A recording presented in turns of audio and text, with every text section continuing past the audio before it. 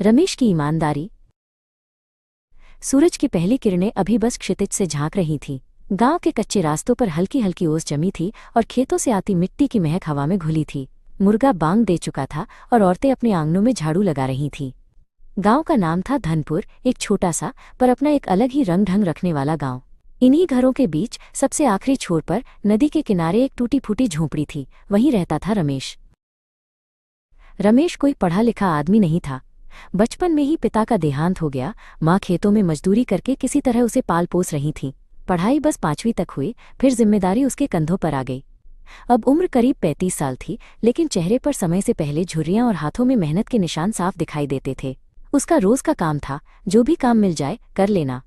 लेकिन एक चीज जो सबको मालूम थी, रमेश चाहे जितनी मुसीबत में हो, कभी झूठ नहीं बोलता और न ही किसी का हक मारता।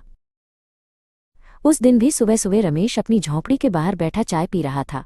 झोंपड़ी के पास ही नदी बहती थी, जिसकी ठंडी हवा उसके चेहरे को छू रही थी। तभी गांव के पंडित जी, जो मंदिर की देखरेख करते थे, उसके पास आए। रमेश, एक जरूरी काम है, पंडित जी ने कहा। रमेश ने तुरंत हाथ जोड़कर नमस्ते की। जी पंडित जी, बताइए। पंडित जी ने बताया कि गांव के मंदिर की छत टूट रही है और गांव वालों ने चंदा इकट्ठा करना शुरू किया है। उन्होंने चाहा कि रमेश ये रकम लेने जाए और सही सलामत लाकर दे, क्योंकि रमेश पर सबको भरोसा था। रमेश ने तुरंत हामी भर दी। वो जानता था कि ये कोई छोटा काम नहीं है। मंदिर के पैसे संभालना बहुत बड़ी जिम्मेदारी थी। पंडित जी ने उसे एक कपड़े का थैला दिया और कहा कि दोपहर तक कस्बे से पैसे लेकर आना। लेकिन रमेश की किस्मत उस दिन कुछ और ही लिखने वाली थी। जब वो कस्बे से वापस लौट रहा था, थैले में करीब 15,000 रुपए थे, चंदे का पैसा। गांव से कुछ दूर ही था कि अचानक एक गांव का लड़का हाँफते हुए उसके पास आया। रमेश भैया, जल्दी चलो, भाभी जी ने भेजा है, आपकी छोटी बिटिया की तबीयत बहुत बिगड़ गई है। डॉक्टर ने कहा है कि तुरंत दवा लानी होगी, वरना लड़के की आवाज कांप रही थी। रमेश का दिल धक से रह गया। बिटिया, जो अभी सिर्फ 7 साल की थी, जन्म से ही कमजोर थी। उसका बुखार अक्सर तेज हो जाता था, लेकिन इस बार शायद हालात गंभीर थे।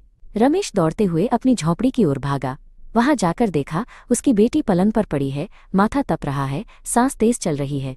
उसकी पत्नी रो रही थी। डॉक्टर ने कहा है 2,000 रुपए की दवा अभी लानी होगी। रमेश की जेब में 1 रुपया भी नहीं था।